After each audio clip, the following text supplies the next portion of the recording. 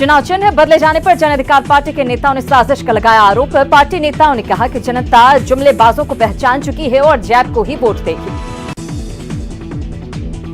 कांग्रेस का बिहार क्रांति महासम्मेलन आज खत्म हो गया। पार्टी विधायक अवधेश सिंह ने कहा कि सीट शेयरिंग में जीत वाली सीटों पर दावेदारी की जानी चाहिए। वहीं बिहार कांग्रेस प्रभारी शक्ति सिंह गोहिल ने कहा कि सत्ता में आने पर पार्टी फसल खरीद के लिए कानून बनाएगी।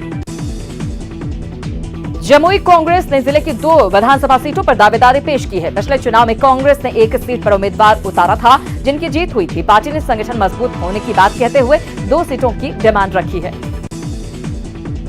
अंसारी समाज ने आबादी के हिसाब से राजनीतिक दलों से टिकट में हिस्सेदारी की मांग की है और टिकट नहीं देने वालों के खिलाफ वोट देने की चेतावनी दी है। रघुवंश बाबू की चिट्ठी को झूठा बताने वालों को बीजेपी सांसद रामकृपाल यादव ने जवाब दिया है। उन्होंने कहा कि रघुवंश बाबू के साथ में कई सालों तक रहा हूं और उनकी लिखावट और हस्ताक्षर को अच्छी तरह जानता हूं। पीएम मोदी के जन्म दिवस पर बीजेपी के पूर्व सैनिक प्रकोष्ठ प्रदेश कार्यालय में सेवा सप्ताह का आयोजन किया गया। इस मौके पर गरीबों को राशन बांटा गया। केंद्रीय ऊर्जा राज्य मंत्री और आरा के सांसद आरके सिंह ने वीडियो कॉन्फ्रेंसिंग के जरिए 28 योजनाओं का लोकार्पण किया। आरके सिंह ने कहा कि आने वाले समय में कई और योजनाएं शुरू की जाएंगी। शेखपुरा के बरबीघा में सीपीआई कार्यकर्ताओं की बैठक आयोजित की गई, जिसमें जन समस्याओं के साथ ही विधानसभा चुनाव में एनडीए के खिलाफ एकजुटता बनाने पर जोर दिया गया। पीएम मोदी के जन्मदिन को बीजेपी सेवा सप्ताह के तौर पर मना रही है। पटना में बीजेपी के कार्यकर्ताओं ने पौधारोपण किया। इस दौरान गरीबों के बीच फल और मास्क का वितरण किया गया। शेखपुरा के तेयूस गांव में बीजेपी की ओर से स्वच्छता अभियान चलाया गया, जिसमें जिला अध्यक्ष सहित कई कार्यकर्ता शामिल हुए। राज्यसभा सांसद जया बच्चन के खिलाफ एलजेपी कार्यकर्ताओं ने विरोध का बिगुल फूंक दिया है। पटना में एलजेपी कार्यकर्ताओं ने सड़क पर उतरकर विरोध जताया। चुनाव को लेकर चुनाव आयोग जोर शोर से तैयारियों में जुट गया है। गया में मॉडल बूथ बनाकर लोगों को जानकारियां दी जा रही है कि कोरोना काल में किस तरह से वोट डालना है। विधानसभा चुनाव से पहले गया के वजीरगंज में लोग एकजुट हो गए हैं। अपनी समस्याओं को लेकर जनता जनप्रतिनिधियों के खिलाफ नाराजगी दर्ज करवा रही है।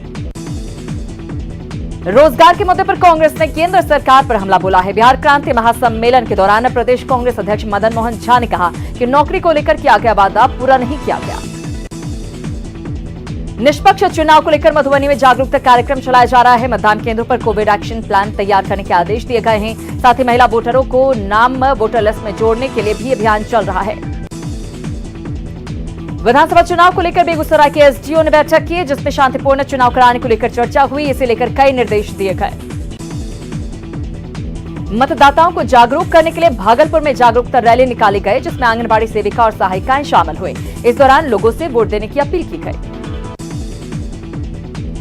खगड़िया में स्वीप कोषांग की तरफ से आंगनबाड़ी सेविकाओं को चुनाव में वोटिंग के लिए शपथ दिलाई गई। साथ ही मतदान करने को लेकर जागरूकता कार्यक्रम चलाया गया।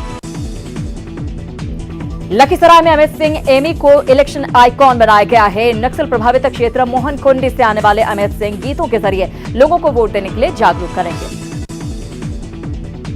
शेखपुरा कलेक्ट्रेट से मतदाता जागरूकता रथ को रवाना किया गया। रथ के जरिए गांव-गांव जाकर लोगों को वोटर लिस्ट में नाम दर्ज कराने के लिए प्रेरित किया जाएगा। और इसी के साथ अपना बिहार में फिलहाल इतना ही, लेकिन कुछ ही पलों में देखिए जोहार झारखंड।